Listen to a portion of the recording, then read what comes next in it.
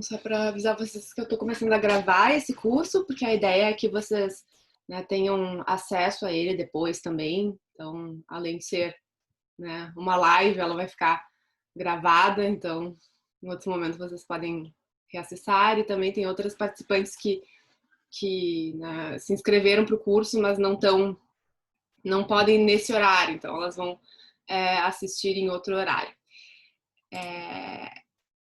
Eu vou só começar a compartilhar aqui o PowerPoint.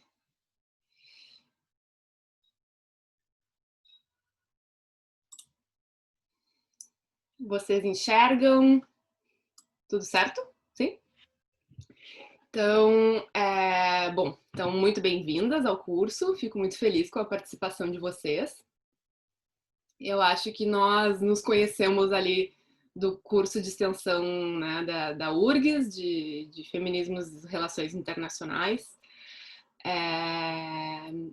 Então eu vou me apresentar para vocês rapidamente, para vocês também entenderem o contexto. Isso tudo, assim. Vou fechar aqui a janela que tá uma barulheira.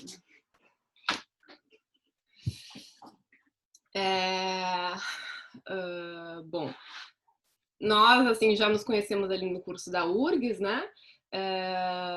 Eu sou, então eu venho pesquisando feminismos, né? A história do movimento feminista, a história do pensamento feminista desde o meu mestrado. Minha graduação foi em Relações Internacionais e a partir do mestrado na ciência política que eu comecei a me interessar pelas questões do feminismo.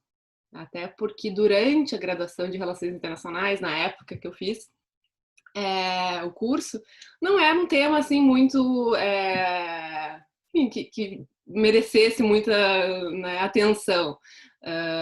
Até tinha uma disciplina que era, né, de teoria de relações internacionais, que inclusive, né, tinha uma teoria feminista de relações internacionais no manual que a gente lia para a disciplina. Mas o professor falou assim: vocês podem até ler, mas isso eu não vou cobrar na prova. E naquele momento, né, no início da graduação, tá bom, um texto a menos para ler, para a prova, tudo bem, então não vou ler. Então, e o primeiro momento do meu contato acadêmico não era uma questão assim que me chamasse atenção.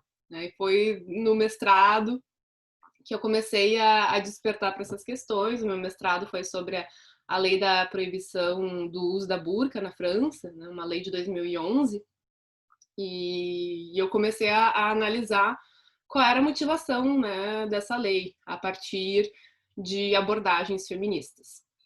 Então foi aí o meu primeiro contato com o feminismo. Outra coisa que eu devo falar para vocês, né, que foi a motivação desses cursos que eu estou oferecendo, é que eu sou professora de francês também. Então, eu comecei a pensar que seria interessante para os alunos de francês ou para pessoas que têm interesse em estar em contato com a língua, né, para manter a língua, oferecer um outro tipo de curso que não necessariamente de gramática, de conversação, né, de temas linguísticos, e sim de trazer um tema em francês. Como eu fiz eu tive algumas partes da minha trajetória acadêmica que se deram na França, né, intercâmbio de graduação, depois o doutorado sanduíche. Então, tenho uma familiaridade grande com a língua francesa. Então, comecei a pensar em ofertar cursos em francês. Então, a primeira versão desse curso que vocês vão ter foi dada em francês, né? E depois eu passei para o português. Então, por isso que vocês vão ver, assim, essa imagem, né, da capa, La Voix des Femmes, que era uma revista, né, francesa que falava da voz das mulheres.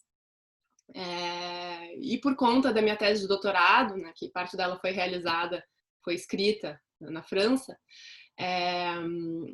a minha pesquisa de doutorado, ela tratou da circulação do conhecimento feminista entre Brasil e França. Então, a minha proposta assim, de tese era de entender como se deu essa circulação, né? Porque no primeiro momento nós fomos muito influenciadas, né, por um pensamento feminista francês, né? Simone de Beauvoir, por exemplo, né, a grande referência assim, do feminismo. É, mas no momento posterior, depois das ditaduras, aqui na América do Sul, o que eu percebi foi que a França começou a utilizar, né, referenciais teóricos da América Latina para pensar os seus atuais problemas que envolvem, né, mulheres, direitos das mulheres, direitos humanos e perspectivas feministas. A França vive hoje um contexto multicultural, né, tem uma parte da população considerável que é composta por imigrantes ou por descendentes de argelinos que seguem a religião muçulmana, são cidadãos franceses, mas seguem outra religião. Então, também tem muitos imigrantes negros. Então, o contexto francês já não é exclusivamente branco, cristão, e, enfim, que segue exclusivamente os valores republicanos, né, oriundos da Revolução Francesa. Então, para pensar esses problemas, a França muitas vezes, a acadêmica, a academia francesa vai buscar referências latino-americanas. Então, a minha proposta, né, de tese foi justamente de mostrar como se deu essa circulação, né, temporal de ideias, de momento a França influenciando o pensamento, né, feminista no Brasil, em outros países da América Latina, e o contrário, né, num momento mais recente, historicamente falando. Então, esses cursos eles vão acabar, que eu estou oferecendo para vocês hoje, no próximo domingo, eles vão acabar mostrando um pouco assim da minha visão que eu desenvolvi durante o meu mestrado e o meu doutorado. Então vamos lá, vamos ao curso. Então, como eu falei para vocês, aqui nós só queria falar um pouquinho da capa da revista, né? Que é uma capa de revista que faz muita alusão à Revolução Francesa e se chama A Voz das Mulheres. Bom, então eu vou apresentar para você brevemente o roteiro da aula. Né? Primeiro a gente vai discutir o que é o feminismo. Vamos falar sobre o século das luzes e a tomada de consciência. Um pouco da trajetória da Mary Wollstonecraft, da Olympe de Gouges, né, e a sua participação na Revolução Francesa. E um último ponto, que são os desafios do século XX. Depois que eu terminar a exposição, vocês fiquem à vontade para fazer intervenções, fazer comentários, fazer perguntas. A ideia é que a gente dê um pouco de continuidade à discussão com a participação de vocês. Bom, então, o que é o feminismo? Eu tô com um pouquinho de dificuldade com esse cursor aqui.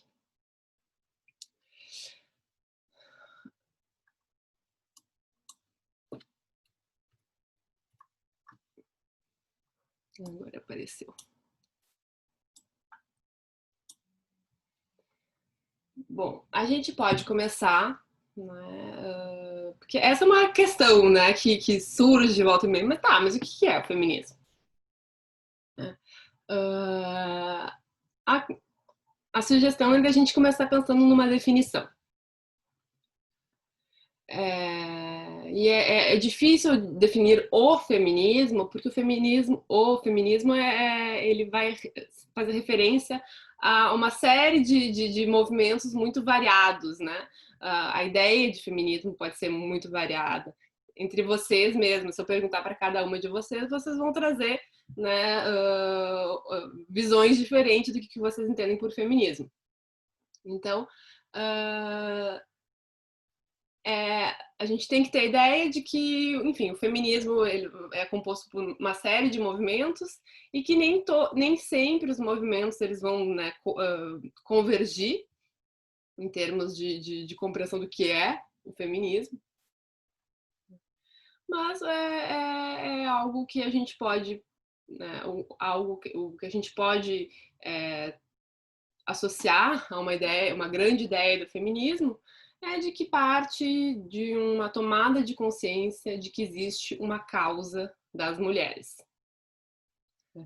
E essas ilustrações que eu coloco volta e meia aqui no PowerPoint, elas são retiradas de uns quadrinhos franceses, né, que é Petite et Grande Histoire du Féminisme en bande dessinée, então Pequena e Grande História do Feminismo em Quadrinhos, que é de uma edição do Le Monde.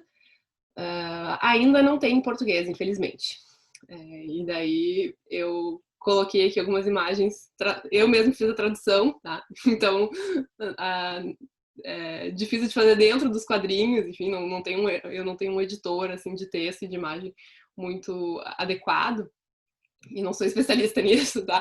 Mas é assim que eu consegui fazer.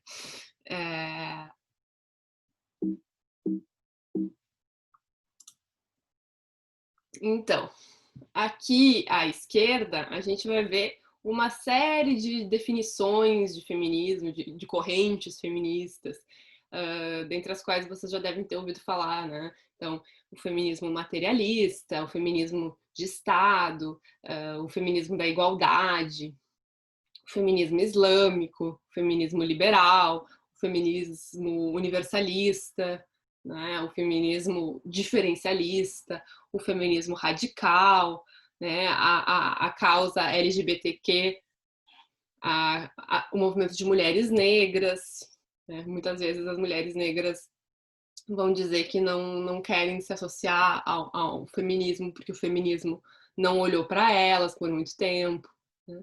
Então, vai ter movimentos, né, também que não vão, de mulheres que vão estar preocupados com as causas de mulheres, mas não vão querer usar o nome de feminismo, né? Tem os feminismos do sul global, e o feminismo comunitário, que é o feminismo das mulheres, né, dos povos nativos aqui da América do Sul, da América Latina, enfim.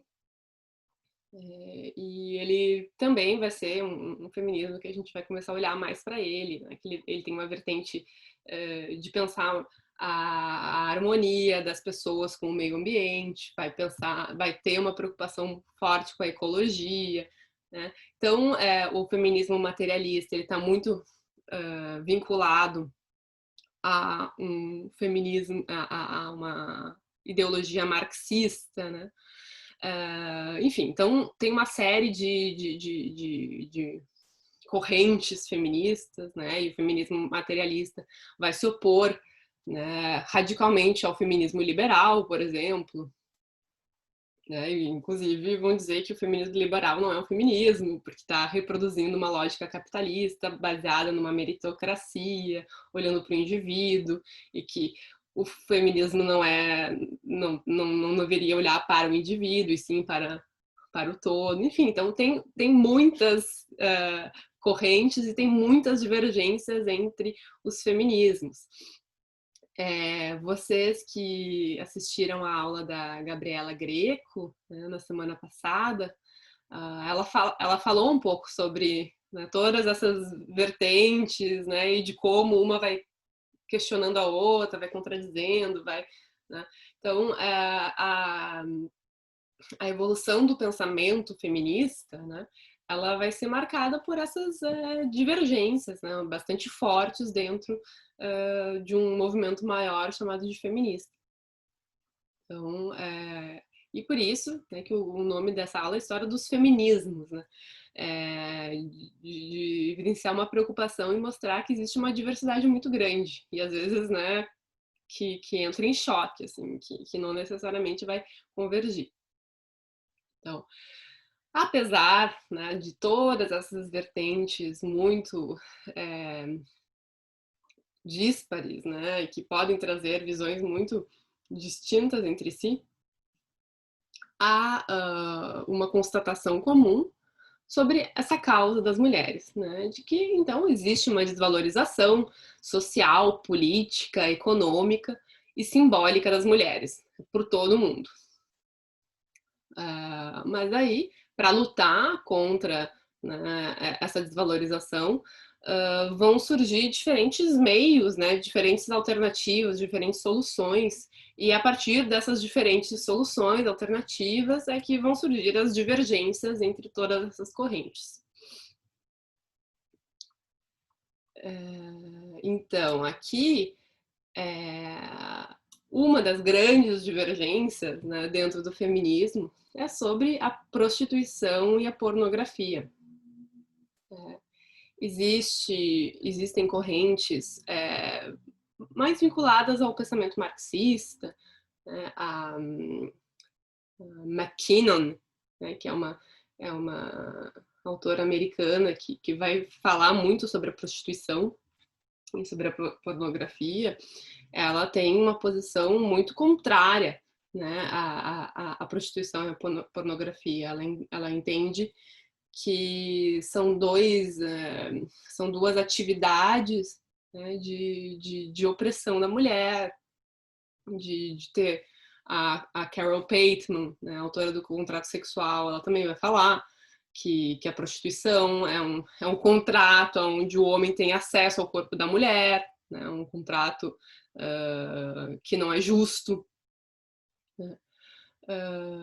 Por outro lado, existem feministas liberais, né, que vão dizer que a prostituição deve ser uma escolha da mulher, porque a mulher tem autonomia de escolha, né, tem agência, né, para decidir o que é melhor para ela e, portanto, que cabe à mulher escolher se ela quer se prostituir ou se não quer se prostituir. E a partir disso vai haver uma luta pela regulamentação da profissão. Né? E sobre a pornografia, que vai estar muito vinculada ao debate da prostituição, vai ter propostas, inclusive, de discutir uma pornografia feminista, né? O que seria uma pornografia voltada para o olhar feminino. Existe uma teórica do cinema, que é a Laura Mulvey, que ela escreve um texto que é The Male Gaze, né? Vai falar sobre o male gaze, o olhar masculino, onde ela vai evidenciando como a produção cinematográfica, né, sempre se voltou para o prazer visual masculino, aquilo que dá prazer ao homem ver, né, como cena na tela. Então, a partir, né, dessas críticas de combater esse prazer visual voltado exclusivamente para os homens, vai surgir uma proposta de uma pornografia feminista, né, de algo que seja que possa dar prazer visual para as mulheres. Então, enfim, dentro do feminismo podem ter, né, esse eu acho que é um exemplo bem claro acerca de como ser feminista pode resultar em ter opiniões e visões completamente distintas acerca de um mesmo tema. E o outro, né, tema que também tem uma série de discussões, né, que foi o tema do meu mestrado, é o uso do véu islâmico. Então, por um lado, há um argumento de que a mulher que usa o véu, ela é oprimida, ela não tem liberdade de escolha, ela foi condicionada, e quando ela diz que ela quer usar o véu é porque ela foi condicionada pelo seu meio a usar o véu, e isso a oprime.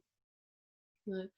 E por outro lado, há aquelas, né, as feministas pós-coloniais, decoloniais, dentre as quais estão as feministas islâmicas, né, elas vão fazer uma defesa de valores culturais, né, mas porque só nós islâmicas que somos condicionadas culturalmente, as ocidentais não são? Então, usar o véu é um condicionamento cultural, mas colocar silicone, fazer lipoaspiração e correr risco de vida numa cirurgia não é um condicionamento, é uma liberdade de escolha. Né? Então, vai se haver essa discussão também do quão autônomas as mulheres podem ser. Né? E há toda uma discussão, então, de autonomia, que é ultra complexa também, porque se a gente for pensar, né, no quão autônomas nós somos dentro do contexto ocidental com o qual nós nos identificamos, também é complicado, né? Porque a gente sabe que a autonomia não nos é dada assim com tanta, né? E ela não é tão evidente assim e nem tão presente. Então, bom, esses exemplos, né, reiteram aquilo que eu vinha falando de que existem vários feminismos.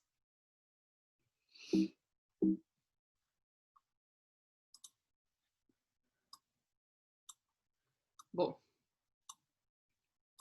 então o que a gente pode dizer é que há uma luta comum, né? É uma luta pela causa das mulheres, mas algumas discordâncias serão sempre insuperáveis.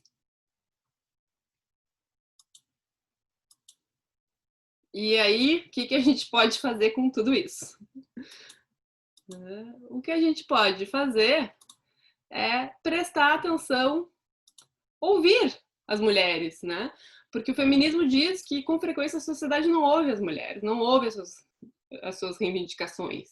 E isso é algo que a gente escuta, a gente vivencia no nosso dia a dia, de não sermos escutadas, de não sermos consideradas, né? De sermos silenciadas, de sermos interrompidas quando estamos falando. Isso é algo que o feminismo está apontando, que a sociedade não ouve as mulheres, a sociedade silencia as mulheres. Então, o que a gente pode fazer? A gente pode começar a ouvir as mulheres, né? Dar espaço, dar lugar de fala para as mulheres e para suas reivindicações. E um dos exemplos é através, né, dos slogans, das citações que são utilizadas, né, no feminismo. E aqui, então, eu selecionei alguns dos slogans que são muito importantes para a história dos feminismos, para a história do movimento, para a história da luta. A gente pode começar numa escala temporal pela Sojourner Truth, que em 1850, nos Estados Unidos, ela faz na conferência de Sêneca, ela vai fazer um discurso criticando o fato de que, apesar de ser mulher, né, e isso dentro de um movimento das mulheres brancas começarem a se organizar para lutar, né, pelo direito ao voto, pelo direito ao sufrágio, ela vai discursar, né, dizendo: e eu por acaso não sou uma mulher? Né? Por que eu não estou sendo considerada uma mulher? Porque eu sou negra? Então, a Sojourner Truth, ela vai se tornar um símbolo, né, na história dos Estados Unidos, de uma mulher, né, de criticar a dupla opressão de ser mulher e de ser negra. Ainda numa sociedade né, sociedade escravocrata. E é importante assinalar que nos Estados Unidos, a história do sufrágio feminino está muito associada à história do fim da escravidão. Então, as mulheres que se envolviam com a luta sufragista apoiavam o fim da escravidão. Essas lutas vão estar, né, muito conectadas na história dos Estados Unidos. Bom, no final dos anos 40, surge, então, a publicação da Simone de Beauvoir, O Segundo Sexo, uma obra essencial, né, para que suscita, né, o fortalecimento do movimento feminista no final dos anos 60. E a Simone de Beauvoir, ela vai falar algo, né, que para nós hoje é muito evidente, mas naquele momento ainda se tinha uma visão muito biologizante, né, dos sexos feminino e masculino. Então, ela dizia que não se torna mulher, desculpa, que não se nasce mulher, torna-se mulher. Né? Fazendo então referência ao fato de que as pessoas eram socialmente influenciadas, né, pelo seu meio, e iriam construir a sua sexualidade, o seu comportamento enquanto homem, enquanto mulher, a partir do seu meio. A Simone de Beauvoir, ela pode ser considerada como a primeira pessoa que instigou-nos a pensar em papéis de gênero, né? Pensando o gênero como uma construção social, apesar de não ter falado sobre gênero, né? Esse conceito vai ser proposto na década de 80 pela Joan Scott. Mas a Simone de Beauvoir, pela primeira vez, colocava, né, escrevia um livro sobre a sexualidade feminina, né, uma mulher escrevendo um livro sobre sexualidade feminina e falando, inclusive, de que era socialmente construída a sexualidade. Então, foi um livro bastante polêmico, né, uma obra muito polêmica e muito impactante, e segue impactando até hoje. Bom, antes, né, eu acabei não falando do movimento sufragista na França, que surgiu muito antes da Simone de Beauvoir. É um movimento que vai surgir no final do século XIX, né, assim como na Inglaterra também. O movimento sufragista surge nesse momento, apesar de que, né, se na Inglaterra foi a partir dos anos 20 do século 20, na França foi só nos anos 40. A França foi um dos últimos países da Europa a assegurar o direito feminino ao sufrágio. No entanto, a França também foi símbolo, né, de muitas revoluções de comportamento. Né? Uma delas é Maio de 68, e a partir de Maio de 68 que os movimentos feministas vão se constituir. Né? Na França, o MLF, Mouvement Libération des Femmes, aonde havia então uma pauta muito forte, né, muito voltada para o direito ao próprio corpo, né, já se passava, né, daquela questão de discutir o direito ao voto, né, porque sempre tem mas as mulheres já têm tudo, o que elas querem mais? Elas já podem votar? Então não tem mais o que reclamar, né? A gente às vezes ouve esse tipo de comentário.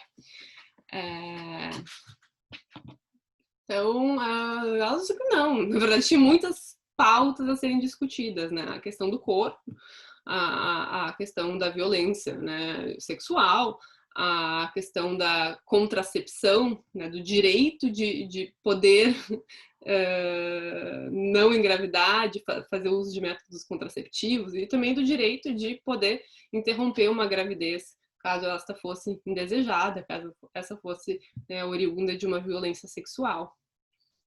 Então, muitos dos slogans estão aqui, né? O meu corpo é meu, né? A mulher francesa deve votar, enfim, né? O movimento que teve por todo mundo, aqui no Brasil também teve, né? O movimento sufragista. Não se nasce mulher, torna-se. E eu, que não sou branca, eu não sou uma mulher? Né? Então, esses alguns dos slogans que eu selecionei para a gente pensar.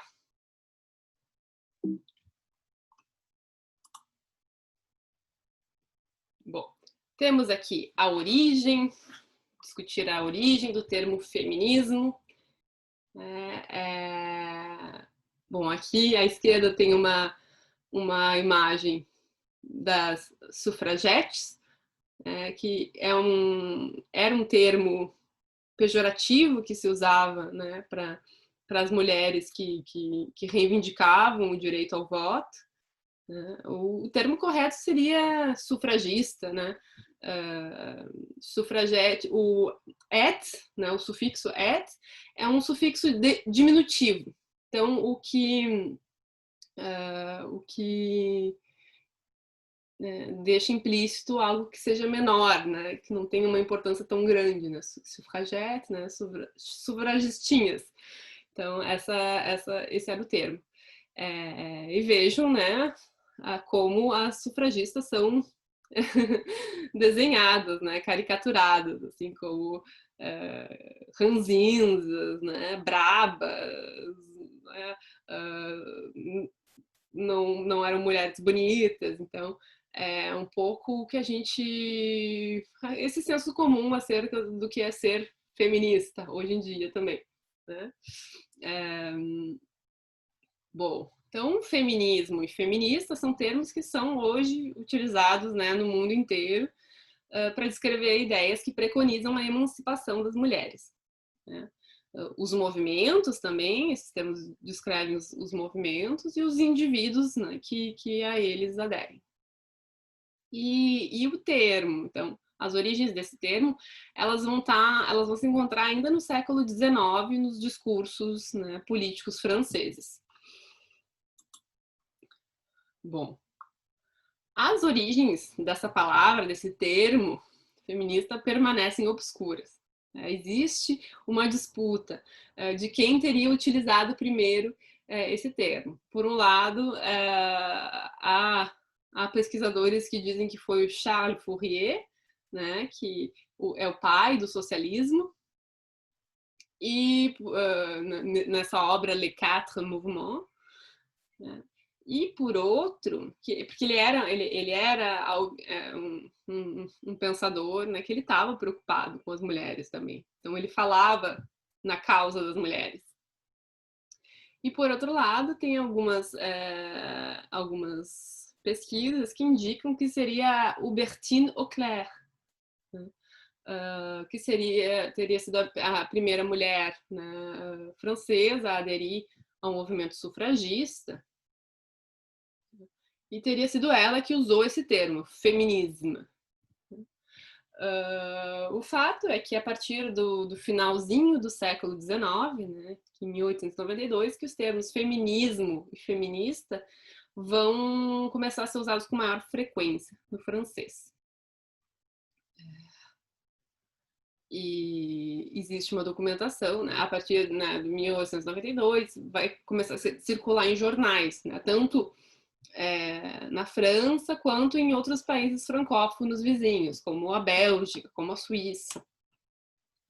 Em inglês, o termo vai ser, né, utilizado muito em seguida, né? 2 anos depois, existe a documentação, está documentado do jornal londrino o termo feminist, em 1894.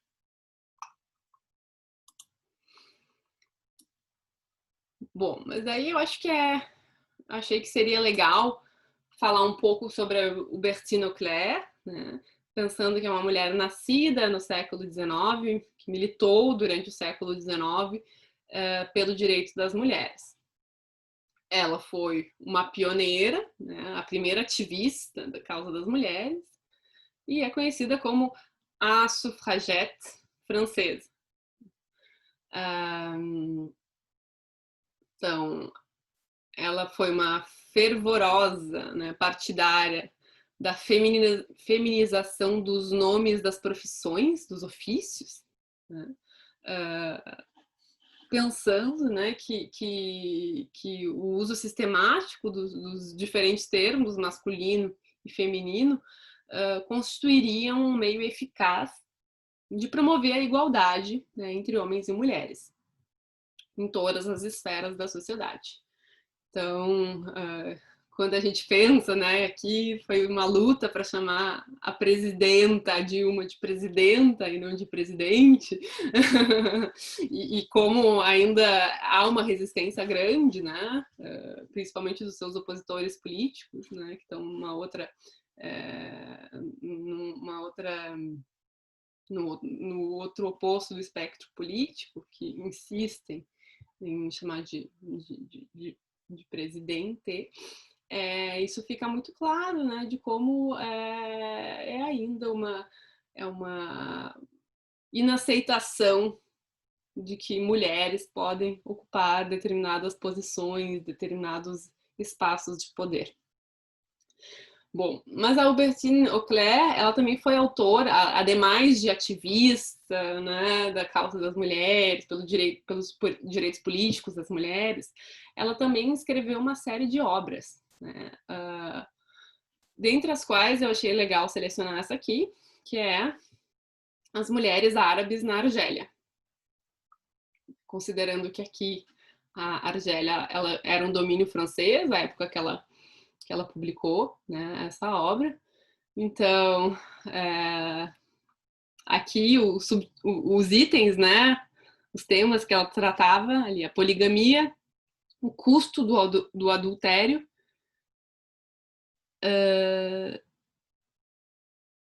a questão da gestação dos muçulmanos, o feminismo feminista do 13º século. Então, ela estava identificando feministas na Argélia, né, que é uma visão muito interessante, assim. Aqui ela falava onde a prostituição era um sacerdócio, porque a prostituição ela vai existir, né, em todos os lugares do mundo. E também vai falar da questão da falta de representatividade dos árabes no parlamento. Então, era realmente uma pessoa que estava bastante à frente do seu tempo, pensando, né, nessas desigualdades em função de um colonialismo.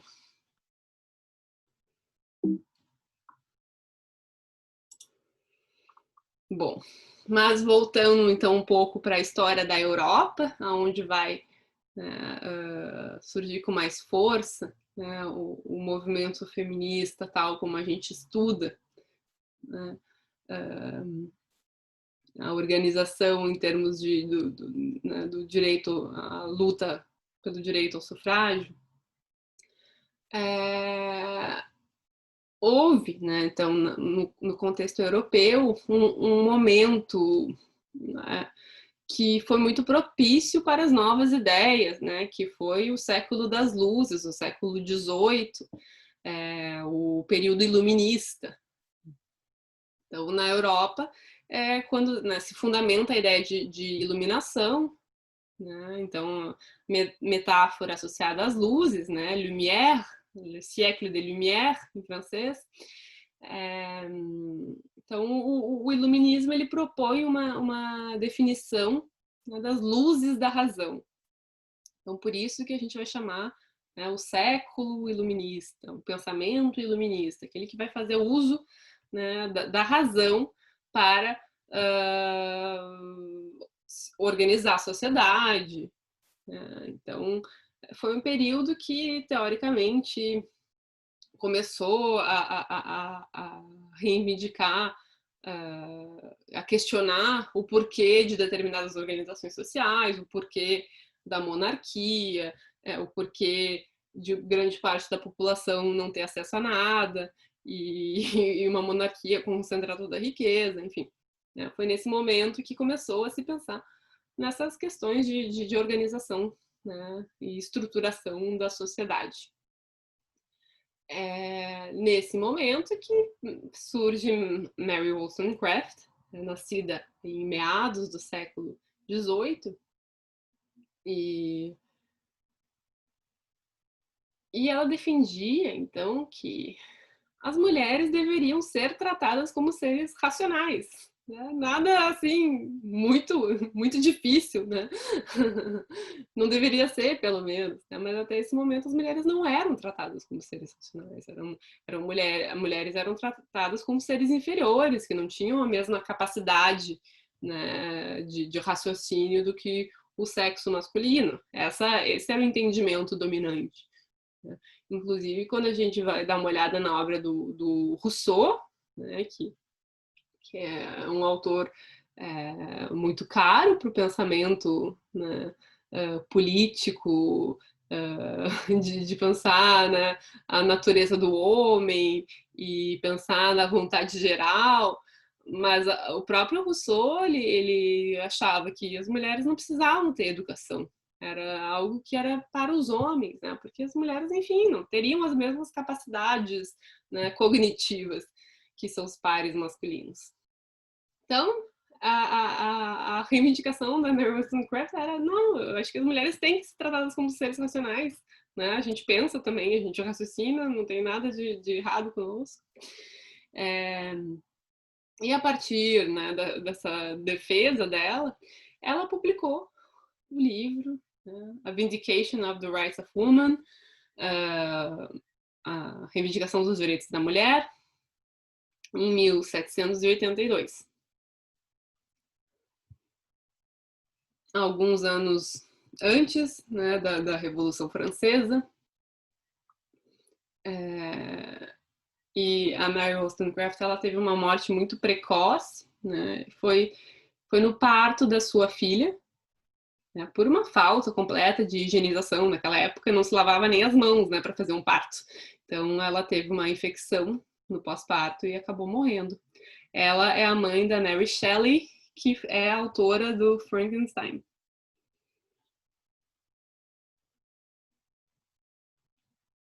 Bom, atravessando ali o Canal da Mancha, nascia, então, Olympe de Gouges.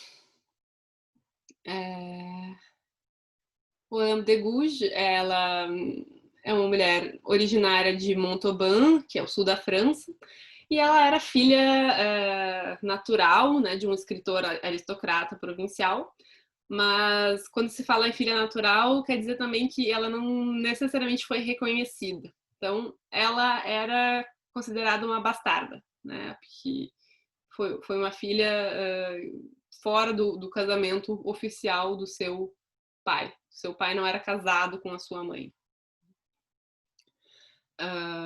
Ela se casa muito precocemente e também tem filhos precocemente e se torna viúva muito precocemente. Com 17 anos, ela já era viúva. Então, ela decide se mudar para Paris e começa a escrever, né, autonomamente, autodidatamente e publicar.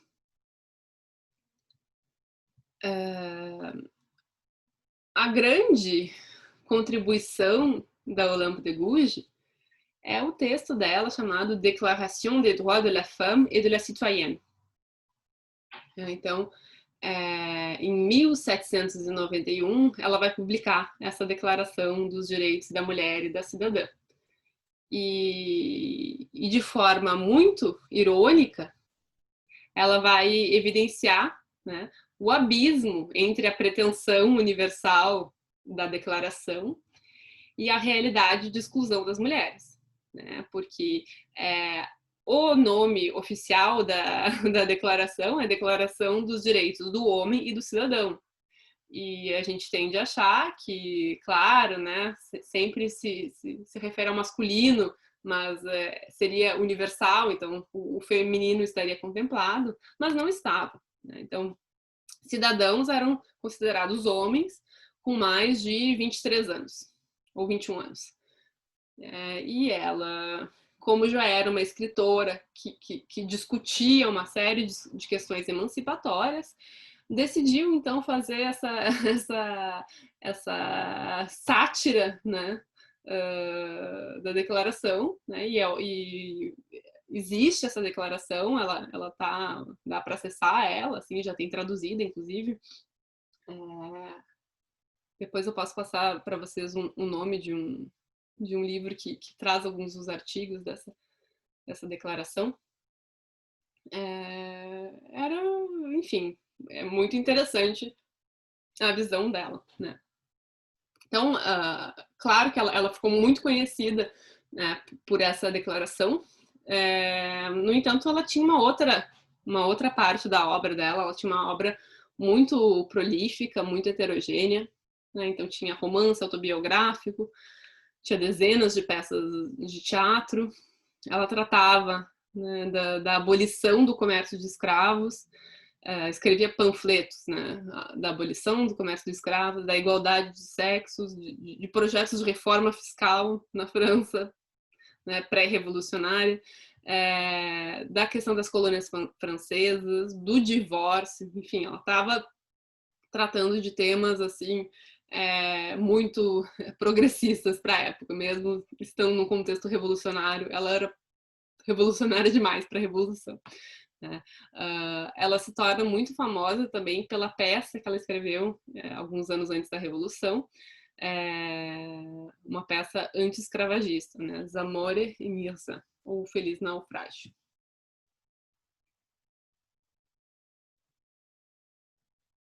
Bom, então, a Olympe de Gouges, né, que esse era um nome assim artístico, né?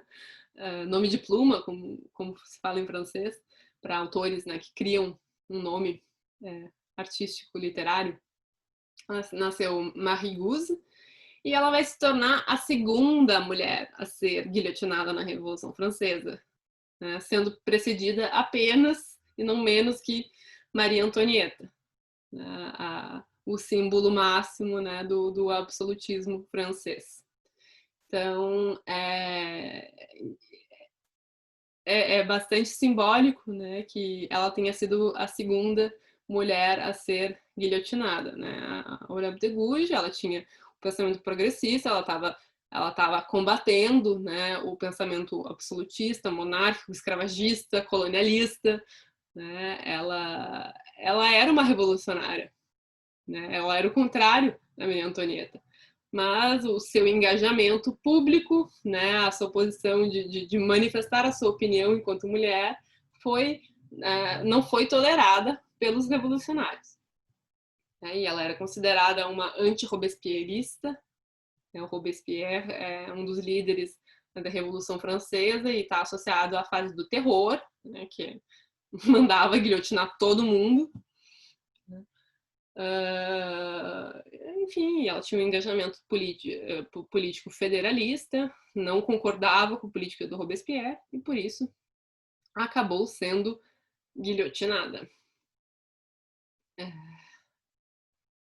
No entanto, apesar de ela ter sido morta por questões políticas, de posicionamento político, né, ela foi, a dimensão política, né, do seu engajamento foi apagada, né, e aos poucos ela foi chamada, né, de uma péssima mãe, de uma depravada, de uma descerebrada, desmiolada.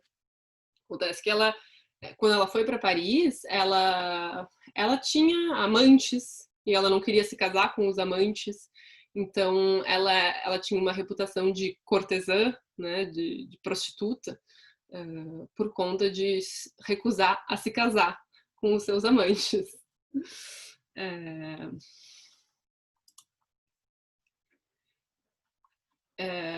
E anos depois, né, da sua morte, no movimento de apagamento, né, da dimensão política do seu engajamento, se começou a dizer então que ela tinha uma imaginação muito fértil, né, que ela seria uma pessoa que não estaria totalmente provida da razão, né, quando pelas coisas que ela escreveu, ela era uma pessoa que estava um pouco, né, fora, né, perdeu a razão, chamada, né, então, de fonchona, de viragô seria tipo, né, mulher-homem, então seria tipo uma fonchona mesmo, assim. Então, se dizia que a lei puniu essa mulher que quis ser um homem de Estado, né? Que ela quis ser homem porque ela quis participar politicamente, né? Ela se esqueceu das virtudes convenientes ao seu sexo, então ela não era dócil, ela não ficava em casa, ela não cozinhava para o marido, ela não cuidava das crianças, então isso, né, não se lembrou das virtudes do seu sexo feminino, né, abandonou o lar e quis politicar e cometeu crimes.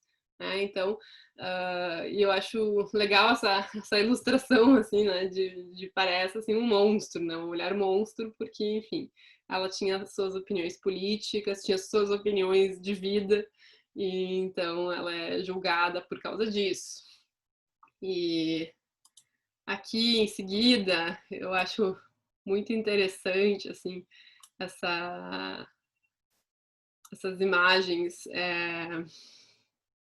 Eu peguei aqui, né, a imagem da Dilma, como elas foram veiculadas na mídia. Então, né, essa capa do Isto É, as explosões nervosas da presidente, chamando a mulher de nervosa, de alterada. E ficou provado depois, né, que era uma imagem descontextualizada. Ela estava lá assistindo um jogo da seleção brasileira, está comemorando, e daí pega aquela foto e colocam na capa para dizer que ela tem explosões nervosas, né? O que mostra bem, né, o quão perversa pode ser a mídia, através da semiótica, né?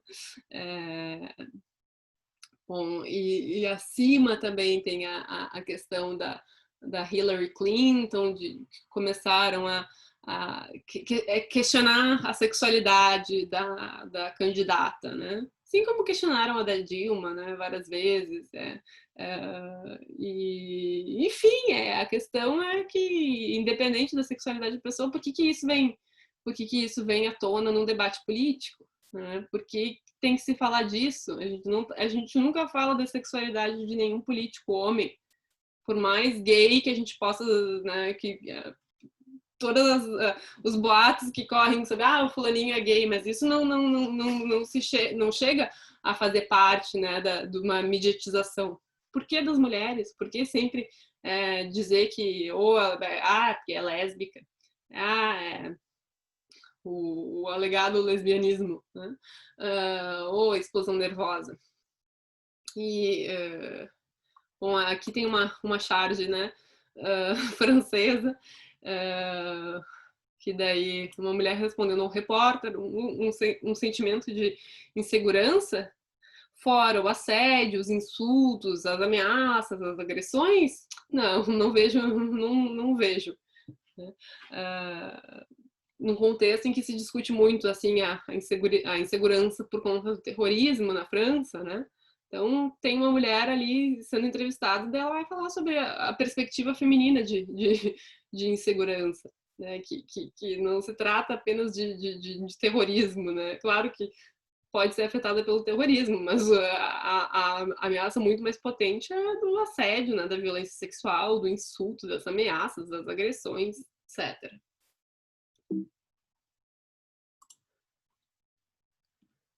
Bom, aqui, durante o século XIX, né, passado um pouco o período inicial da Revolução Francesa, né, o final do período revolucionário, ele vai marcar um retrocesso sobre tópicos, né, dos direitos das mulheres. Então, a partir do Código Civil Napoleônico, que é um código que vai ser utilizado por diversos outros países, inclusive pelo Brasil, a mulher e suas entranhas, né, diga-se, seu útero, são propriedade do homem. E é nesse momento também que vai começar a se formar, né, um modelo burguês, né, chamado de esferas separadas. Que as feministas vão identificar isso. Então, haveria um espaço público, né, uma esfera pública, que seria masculina, com uma separação estrita de um espaço privado, do espaço do doméstico, que seria um espaço então, reservado às mulheres, para que elas pudessem fazer, né, as suas atribuições, né, naturais, né? Cuidado da casa, cuidado dos filhos. Eu acho que essa imagem é bem ilustrativa, assim, porque as mulheres estão todas ou limpando, cozinhando, com o bebê no colo. E na imagem, né, da esfera pública, tem navegadores, tem cientistas, tem soldados, tem líderes políticos discursando. Então, é, né, a diferença, né, de possibilidades é bem grande nessas imagens. Bom, e o que as feministas vão falar desse modelo que, enfim, se fala, né, da Europa, né, dos Estados Unidos, mas é um modelo que vai ser importado aqui para a América do Sul também, por exemplo. Então, não se trata apenas de uma separação, mas de uma grande assimetria. Né? E acho que, de novo, essa ilustração é ótima, assim, porque os homens eles podem estar, né, no mundo e no espaço, e as mulheres só na casinha delas.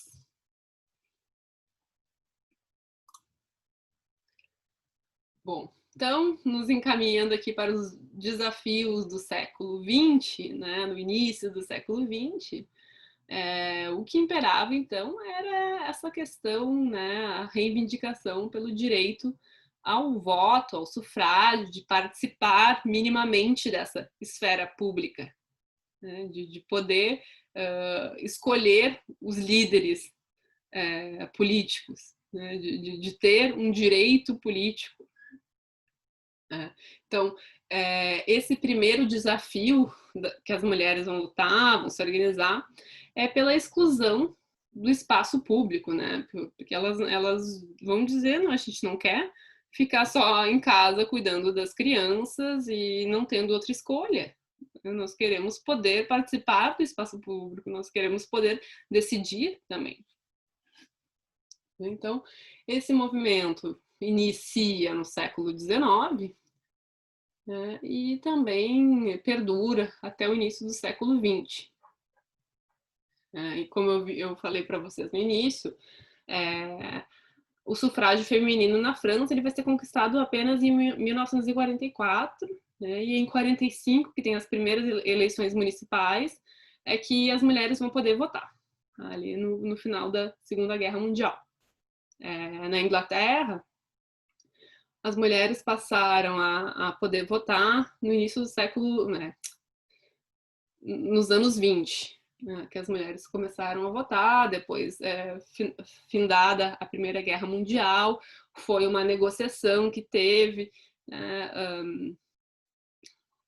de reconhecimento à contribuição das mulheres na Primeira Guerra Mundial, porque muitas delas tiveram que assumir funções, né, na indústria, enfim, que antes não eram femininas.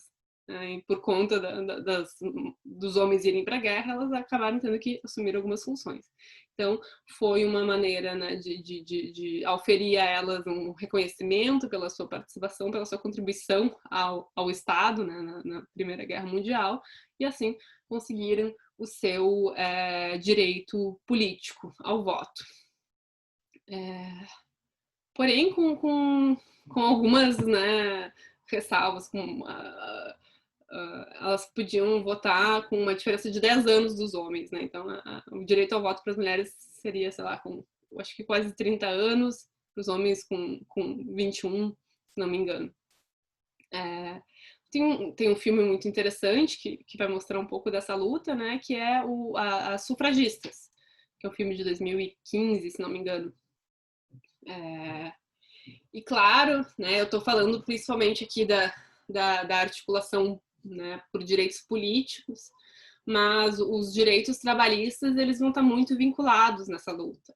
Né? Então, muitas das mulheres trabalhadoras que, enfim, né, eu estou falando aqui de uma separação de esferas, mulheres no lar, homens no espaço público, mas isso se refere mais a uma burguesia, né? Mulher trabalhadora sempre existiu, né? Nas classes mais baixas, mulher sempre trabalhou, inclusive o Dia Internacional da Mulher, né, 8 de março, faz referência às lutas, né, trabalhistas das mulheres, né, e faz referência a incêndios que houve em fábricas, né, onde elas morreram porque elas eram trancadas dentro das fábricas para não poder sair nem para ir no banheiro, né, trabalhavam 12, 14 horas por dia. e eram crianças trabalhando, meninas de 13 anos trabalhando, né? Isso pode ser material para uma outra aula, porque a perspectiva, né, da luta de igualdade nas esferas trabalhistas, ela é bem interessante de ser discutida. Tem toda uma referência à Revolução Russa, né? Ali em 1917, as mulheres russas soviéticas tinham é, um engajamento, né, muito potente assim com as lutas trabalhistas. Então isso pode ficar para um futuro curso, né, específico sobre a questão do trabalho.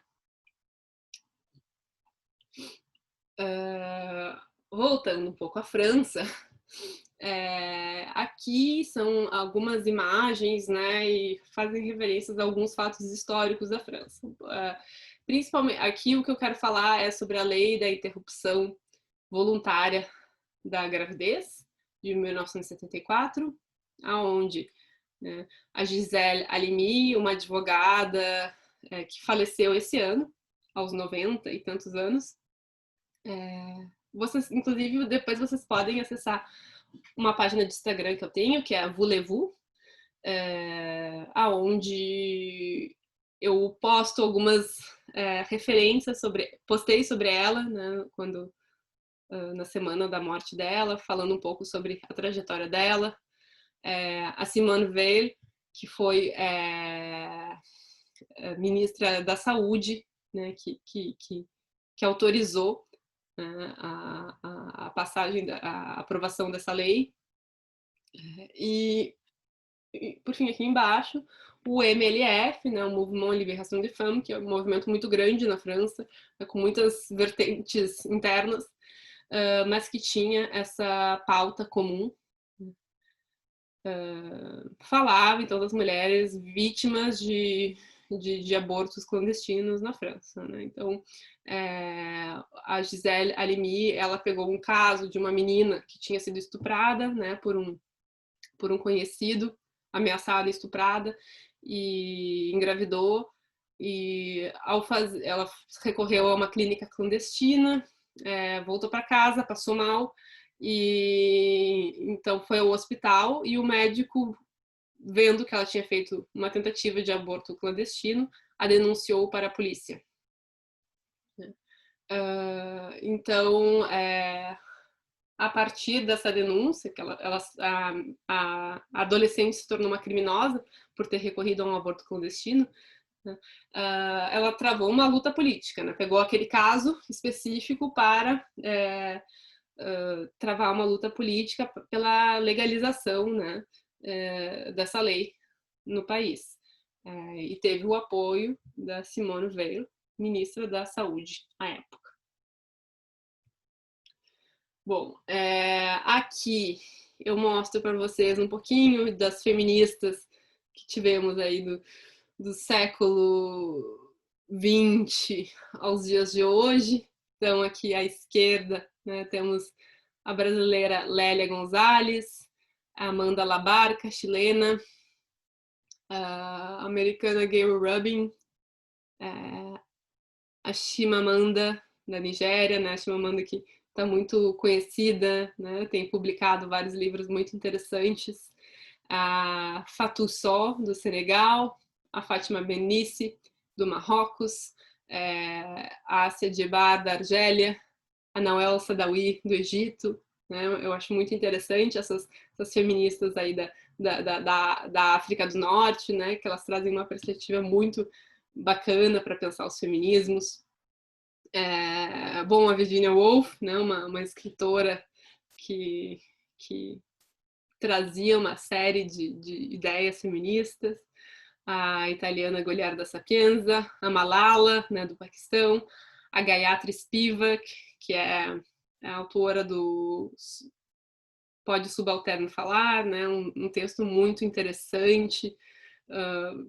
Ela traz um conceito de subalternidade, que é um conceito que a gente tem usado muito assim, na ciência política, nas relações internacionais. A Alexandra Kollontai, que foi uma russa, né, atuou durante a Revolução Russa, era uma diplomata e era apoiadora da causa das mulheres. japonesa Takamuri Itsui, chinesa Guo Jianmei, e por aí vai, né? Aqui algumas apenas, né? Não tem como colocar todas, impossível. Mas para mostrar um pouco para vocês, enfim, de como o feminismo realmente está presente por todo mundo hoje. Aqui eu tenho algumas das referências que eu usei, né, dos quadrinhos, do Centro Hubertine Leclerc, na França, né, que é a primeira ativista feminista francesa, tem um centro, e lá nesse site tem uma série de materiais, depois eu posso compartilhar com vocês este PDF também. Então, gurias, terminei. Nós podemos continuar aqui a nossa conversa. Se vocês quiserem. Se quiserem fazer algum comentário, fiquem à vontade.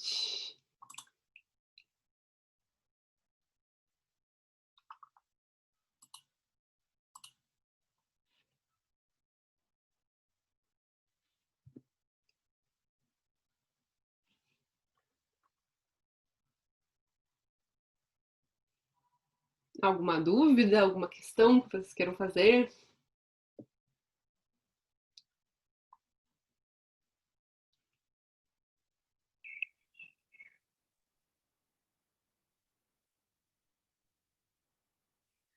Helena, Oi. tá me ouvindo? É a Cíntia, tudo bem? Oi.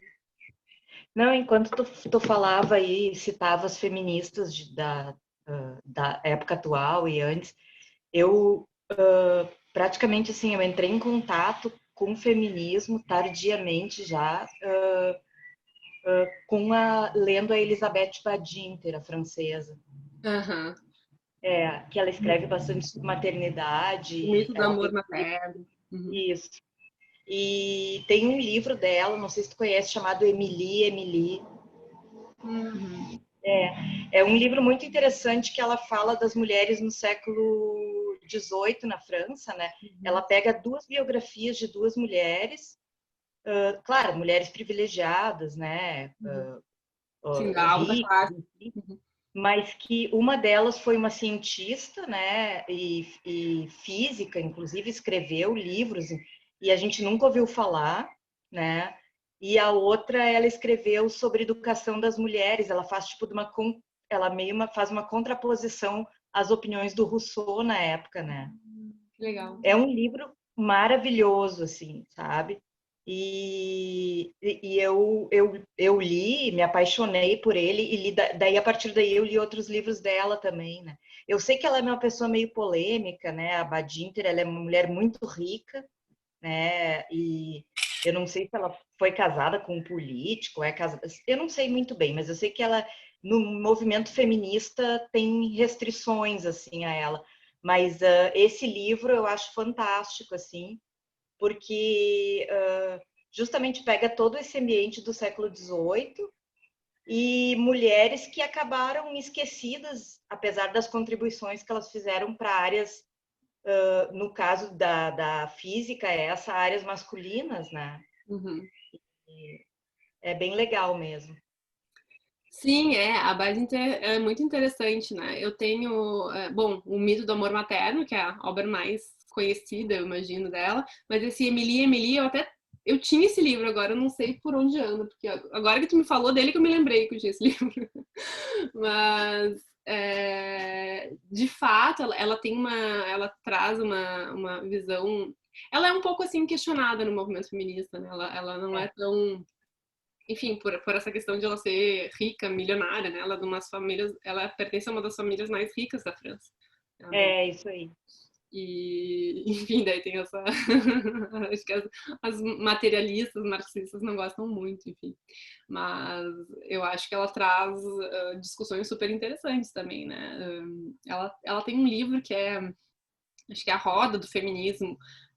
E daí, assim, para onde vamos? Ela vai questionando, assim, os rumos do feminismo, né? Um dos últimos livros dela. Eu acho que é esse o nome, agora eu não estou muito lembrada. E Um dos últimos, acho que, não sei se é, porque eu também não, já faz uns 3, 4 anos que eu li, ela é sobre a questão da maternidade atualmente, né, lá na França, no mundo todo, mas ela pega mais o ambiente da França, né, e ela tem uma visão, assim, que a partir da década de 80 houve uma espécie de uma começou toda uma filosofia de aumentar muito as exigências sobre as mulheres em relação à maternidade, né?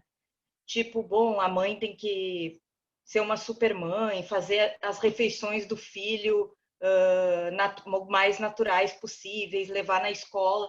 E ela diz assim que isso tudo fez com que em vários lugares da Europa, por exemplo, a Alemanha, ela cita como exemplo, né? As mulheres não queiram mais ter filhos porque assim as exigências são tão grandes, o trabalho é tão grande, tu tem que abrir mão de tanta coisa. E ela diz que justamente a França, por ter uma cultura mais assim, que apoia creches, por exemplo, que não julga que a mulher coloque o filho na creche bem pequeno, né? Já na Alemanha, se não me engano, creche é só a partir dos 4 anos de idade. Então, isso dificulta muito a vida. Lá elas têm licença maternidade muito longas, né? Mas às vezes a mulher não quer ficar 4 anos de idade em casa cuidando dos filhos, né? E isso acaba às vezes inibindo e daí ela compara, ela traz dados até mostrando que as mulheres francesas continuam mais ou menos com os mesmos índices de natalidade. Em outros lugares da Europa está caindo muito em função disso, né? E eu acho bem interessante porque já tenho filhos adolescentes e tudo, e a gente passa por muitas dessas pressões, assim, sabe?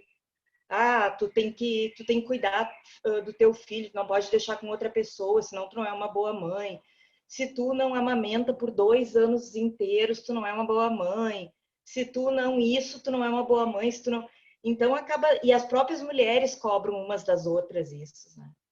Tem assim, antes o lugar de se exibir era na escolinha, depois das aulas da escolinha. Agora é o terrível grupo de mães do WhatsApp, né? Ah, sim. Eu, graças a Deus, meus filhos já passaram dessa fase, mas ali é o lugar onde o meu filho tirou a melhor nota, o meu falou com 2 meses, né? É muito engraçado e opressivo também, né, para as mulheres. Por isso Claro. que eu gosto muito dos livros dela, assim, né? Uhum. Me acompanharam assim na maternidade. Não, eu acho muito, muito interessante, assim, né, o que ela fala porque eu acho que essa questão da maternidade é uma questão super, aquilo que, né, a exigência que se tem, né, da mulher mãe é cada vez, assim, mais impossível, porque É, tem toda essa questão, né, de uma alimentação saudável, de cuidados e de não deixar o filho colado num tablet, num, num iPad, né? Mas ao mesmo tempo, quais são no fundo é a questão do cuidado, né? De a quem cabe a responsabilidade do cuidado? É só da mulher, ou é do Estado, ou é do pai? Enfim, isso é uma questão que ainda está, né, se discutindo. Uma autora que eu gosto muito assim de utilizar é a Silvia Federici, que ela vai fazer um estudo sobre o papel das mulheres ao longo da história do capitalismo. Então é o Caliban e as Bruxas. Aí eu vou pegar aqui rapidamente os livros, então aqui eu tô vendo eles pela câmera, inclusive. Esse aqui maravilhoso, né? Caliban e as Bruxas, Mulheres, Corpo e Acumulação Primitiva. E esse aqui, o ponto zero da revolução, né? Trabalho doméstico, reprodução e luta feminista. Então, ela e a Nancy Fraser, que são duas autoras que eu gosto muito, elas têm uma formação bem marxista, assim, né? Apesar de seguirem né, temas um pouco diferentes, a Nancy Fraser, ela diz que ela faz parte da teoria crítica, ela vai discutir emancipação, e as últimas obras dela estão muito focadas no capitalismo, né? a Federici se diz uma marxista autônoma, né? Mas eu acho que elas dialogam muito, assim, com a sua obra. E ambas vão colocar essa questão do trabalho doméstico, né, do trabalho invisível, que é um trabalho que ele é necessário para o capitalismo. O nosso sistema requer que haja cuidado do lar, que haja cuidado com as crianças, né, porque as crianças são a futura força de trabalho, então tem que cuidar, alguém tem que cuidar, né, mas ao mesmo tempo é um trabalho que não é remunerado, que não é valorizado, que é invisibilizado, né, que Não é reconhecido, não é né? reconhecido, não é reconhecido, exatamente. Então, Quando a mulher faz, né? Porque assim, quando o homem faz, é super reconhecido. uhum, uhum, Assim, eu me lembro quando meus filhos eram pequenos, assim, aquelas coisas assim, toda mulher passa, né, que tem filho.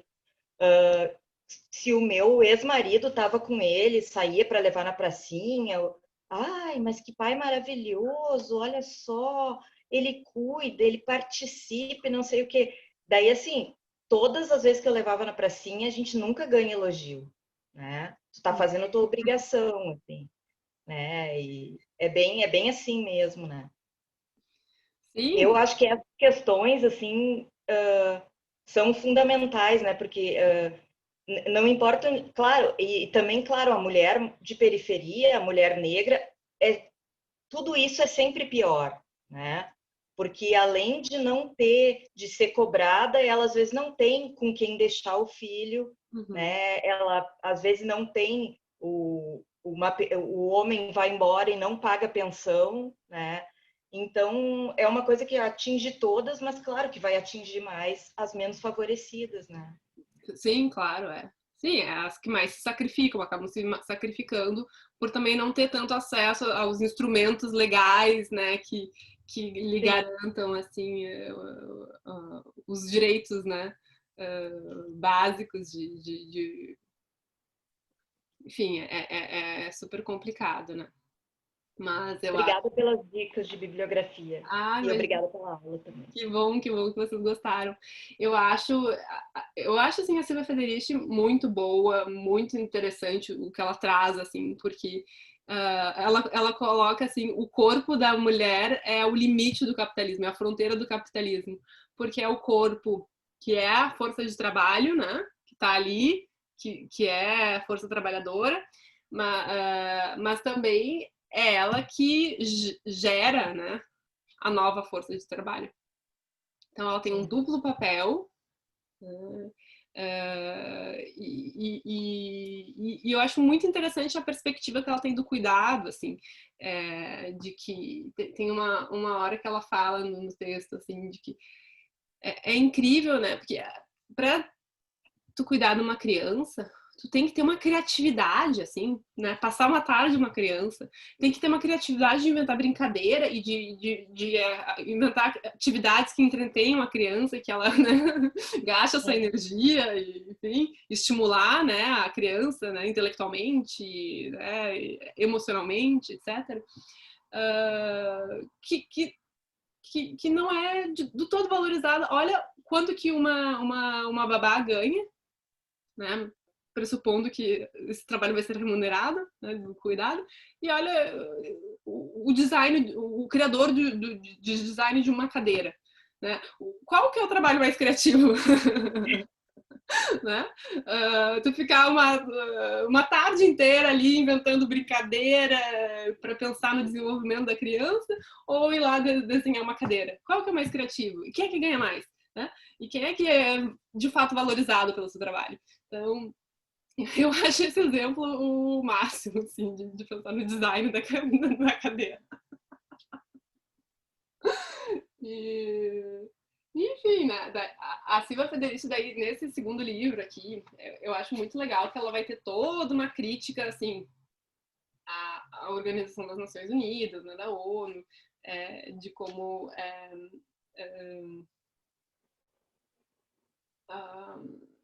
vai falar da economia global e enfim, né, de como a ONU segue aí uma lógica liberal e de como isso acaba estando em desacordo com a luta das mulheres, etc. Né? Mas é isso, assim, eu acho que ela é uma super autora, assim, eu tenho que ler mais ela, eu ainda não li tudo que eu queria, mas eu acho que ela tem uma visão muito interessante, assim, desses desafios, né, que as mulheres seguem tendo, né, porque é a questão da dupla, da tripla jornada que essa pandemia deixou mais evidente, né, do quanto que as mulheres têm que trabalhar mais, né, confinadas, como a desigualdade de tarefas domésticas ficou mais evidente com a pandemia e tudo mais. Então, mais uma questão, né, que se coloca agora é essa, né? sim. Que o trabalho remoto, as pessoas mostram como uma coisa muito positiva, e de fato tem pontos positivos, mas eu imagino assim, meus filhos já são, eu tenho uma guria de 17 e um guri de 19, mas eu imagino que se isso tivesse acontecido há 10 anos atrás, eu estou trabalhando, né? Eu tenho 2 empregos, eu dou aula e eu trabalho no Ministério Público, né, como historiadora, e tenho às vezes reunião com, né, de tarde nas plataformas. Imagina com 2 filhos em idade escolar, pequenos, tendo que acompanhar tarefas e Não, é um sufoco, né? não, é muito difícil, né? Até a Silvia ali, né, da coordenadora do Sim, PPGI, né, ela fala, assim, que é muito difícil, ela tem um filhinho de 3 anos, e daí os dois, né, ela e o marido em casa, os dois trabalham. Como é que não tem creche? O que faz? É é, muito difícil, assim, enfim, e tem uma idade, né? Criança muito pequena, ela é mais dependente da mãe, não adianta, né? Por mais que o pai queira, né, dividir as tarefas, tem questões que, enfim, uma fase do desenvolvimento da criança que necessita mais da mãe, né? é. Então, É, o trabalho, na verdade, não muda, né? Eles não ligam se tu é mulher. Aliás, às vezes a mulher até é mais cobrada, né? sim. Porque, bom, tem que demonstrar que é mulher, mas que trabalha tanto ou com a mesma qualidade que um homem, né? Sem levar essas coisas em consideração. Uhum. É brabo, É guria. brabo. Não é nada fácil. É, Mas é importante a gente pensar, né, nisso, assim, porque inclusive a gente acaba se cobrando mais e tem um momento que não, calma aí, né? Tem que pensar no lado também, não.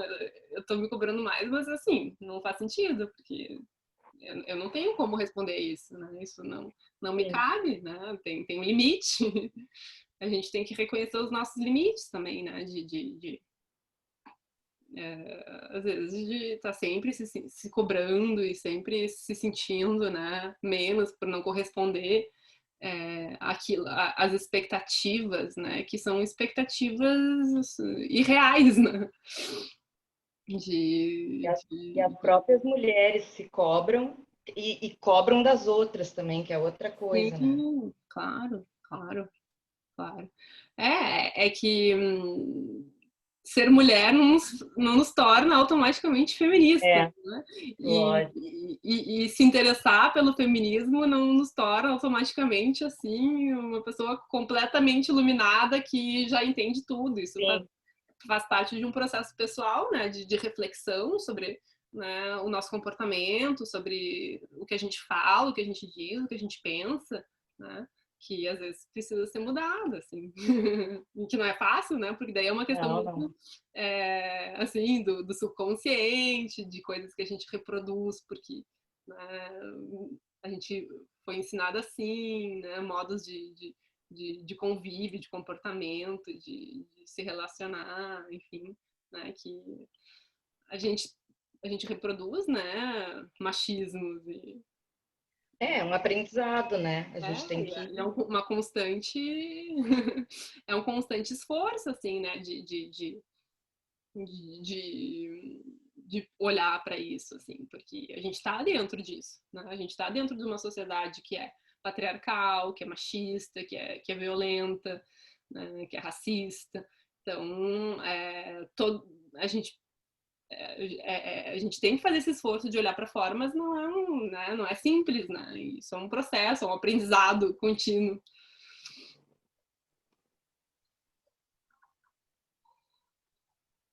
Bom, mas então eu acho que hoje a gente fica por aqui. A gente se encontra no próximo domingo. No próximo domingo, a continuidade, né, prevista é de falar um pouco sobre a segunda onda, né, do feminismo, que começa ali nos anos 60, né, e como é que ela vai se desenvolvendo. Vou falar um pouco da história do MLF, né, na França, que surge no final dos anos 60 e que tem o seu auge ali nos anos 70. Falar um pouco das divergências teóricas que vão surgir na França e também das exiladas políticas, né, latino-americanas que vão para Paris, se exilam em Paris, e lá começam a criar grupos, né, feministas latinos e começam a publicar revistas específicas sobre feminismos latino-americanos, que é um pouco da temática da minha tese também. Então a gente pode discutir essas questões no domingo que vem. Obrigada, Helena. Bom domingo para ti. Obrigada, gurias. Muito obrigada. Obrigada pela participação. Nos vemos no próximo domingo. Tchau, tchau. Até lá. Tchau, tchau, gente.